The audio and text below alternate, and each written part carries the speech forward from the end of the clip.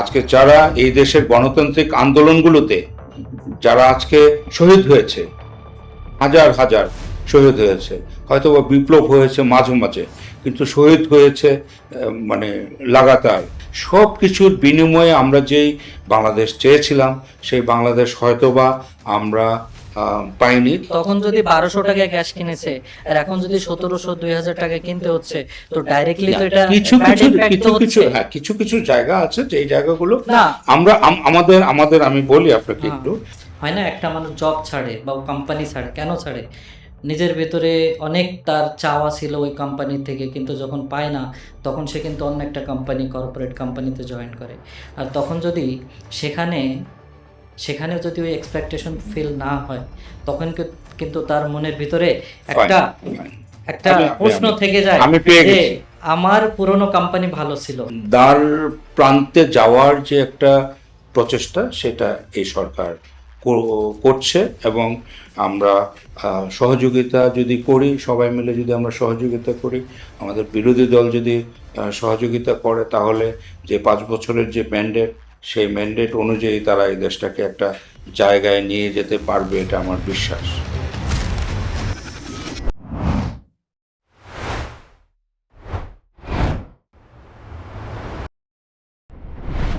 তো এটা আপনার পক্ষ থেকে অনেক সুন্দর উত্তর দিয়েছেন, কিন্তু আমরা যদি গত 2 বছরকে যদি আমরা দেখি, 2024 যেটা আমাদের একটা গণ অভ্যর্থন হলো, এরপরে আমাদের এক্সপেকটেশন ছিল, অনেক এক্সপেকটেশন ছিল যে হয়তো কিছু একটা চেঞ্জ হবে। যখন আমরা কারোর থেকে দূরে হয়ে, হয় না, একটা মানুষ জব ছাড়ে বা কোম্পানি ছাড়ে, কেন ছাড়ে? নিজের ভেতরে অনেক তার চাওয়া ছিল ওই কোম্পানি থেকে, কিন্তু যখন পায় না তখন সে কিন্তু অন্য একটা কোম্পানি, কর্পোরেট কোম্পানিতে জয়েন করে।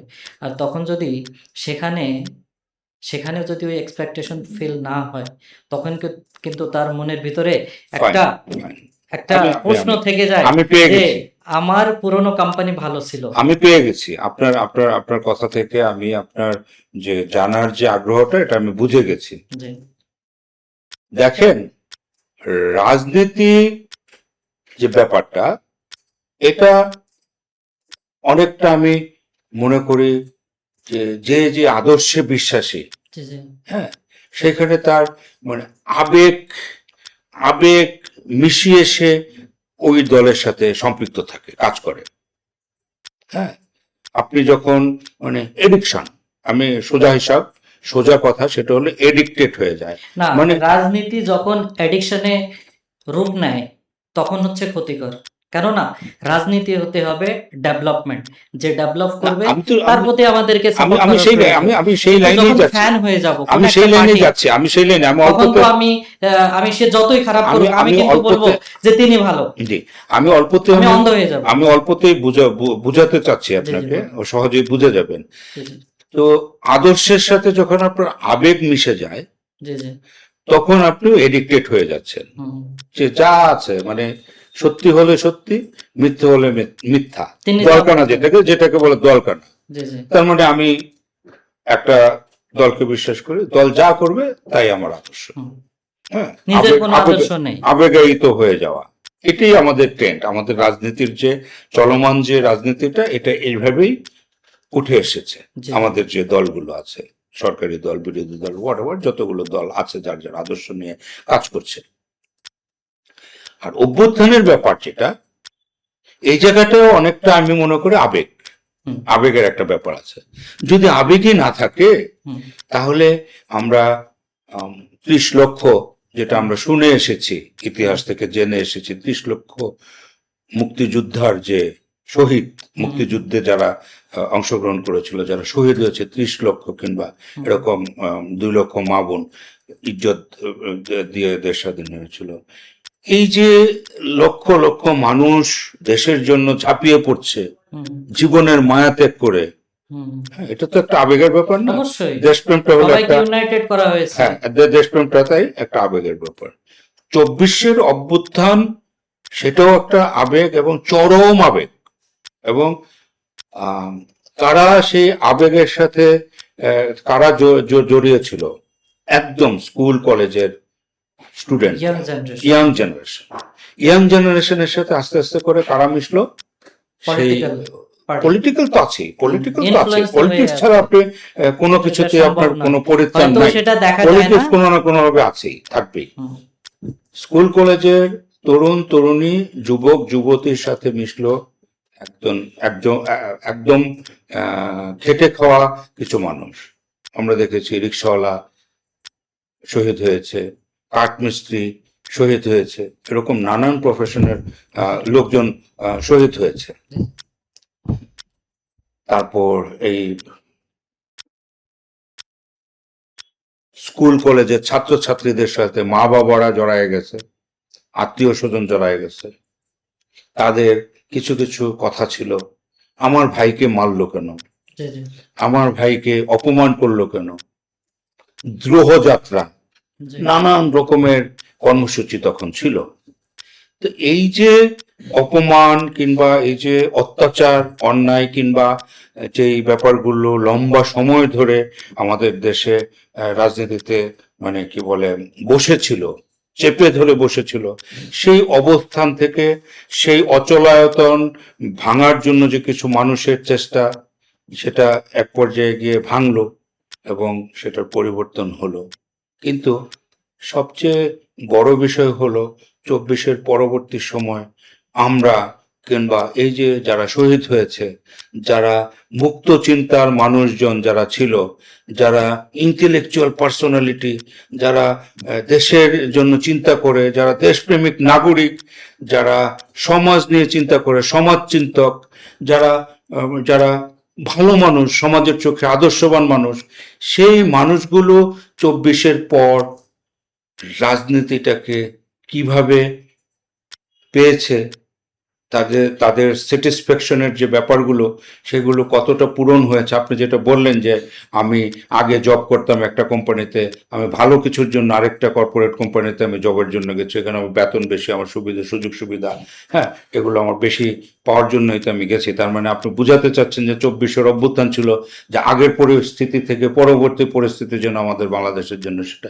শুভ হয়, ভালো হয়, সেটা অবশ্যই ছিল, জীবন দিয়েছে এই দেশে। তখন যদি 1200 টাকায় গ্যাস কিনেছে আর এখন যদি 1700 2000 টাকায় কিনতে হচ্ছে, তো ডাইরেক্টলি তো এটা কিছু কিছু জায়গা আছে যে এই জায়গাগুলো আমরা আমাদের আমি বলি আপনাকে একটু, সেটা হলো যে আমরা এই 24-এর অভ্যুত্থানের আগে এবং পিছে আমরা কিছু দুঃসময় পার করেছি, প্যান্ডামিক মুভমেন্ট পার করেছি, আমরা লম্বা সময় প্যান্ডামিক মুভমেন্ট পার করেছি। আমরা 24-এর অভ্যুত্থানের আগে পিছে আমরা একটা আন্তর্জাতিকভাবে একটা যুদ্ধ, সেই যুদ্ধের যে সময়গুলো, কঠিন সময়গুলো আমরা সেগুলো পার করেছি। তারপর আমাদের বাংলাদেশের যে রাজনীতির যে প্রেক্ষাপটটা ছিল, আমাদের অর্থনীতির যে একটা মানে ইয়ে ছিল, সব মিলে তো একটা খারাপ সময় গেছে। এখন দ্রব্যমূল্যের দাম, এগুলো যারা ইকোনমিক্যাল বিষয়গুলো, ইকোনমিক্স নিয়ে যারা কাজ করে, যারা কথা বলে, তারা ভালো বলতে পারবে। তবে হ্যাঁ, অবশ্যই যারা আমরা সাধারণ মানুষ, যারা ছাপোষা মানুষ, যারা অল্প আয়ের মানুষ, তাদের জন্য তো অবশ্যই 10 টাকা বাড়লেও অনেক কিছু বেড়ে যাওয়া, এটা অবশ্যই ঠিক না।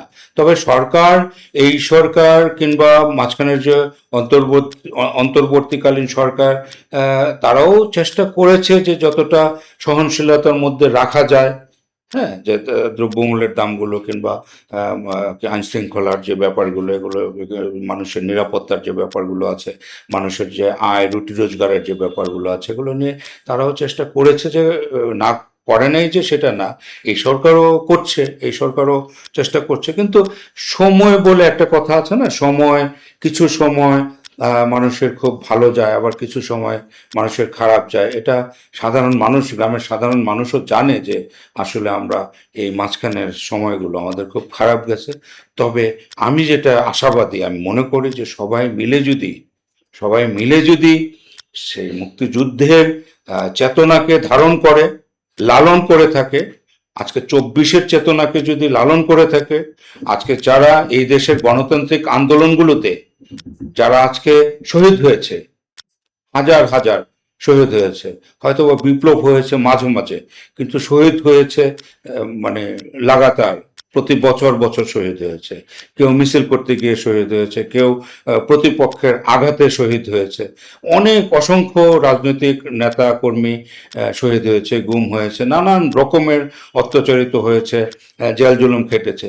সব কিছুর বিনিময়ে আমরা যেই বাংলাদেশ চেয়েছিলাম সেই বাংলাদেশ হয়তোবা আমরা পাইনি, তবে তার ধার তার দ্বার প্রান্তে যাওয়ার যে একটা প্রচেষ্টা সেটা এই সরকার করছে। এবং আমরা সহযোগিতা যদি করি, সবাই মিলে যদি আমরা সহযোগিতা করি, আমাদের বিরোধী দল যদি সহযোগিতা করে, তাহলে যে 5 বছরের যে ম্যান্ডেট, সেই ম্যান্ডেট অনুযায়ী তারা এই দেশটাকে একটা জায়গায় নিয়ে যেতে পারবে, এটা আমার বিশ্বাস।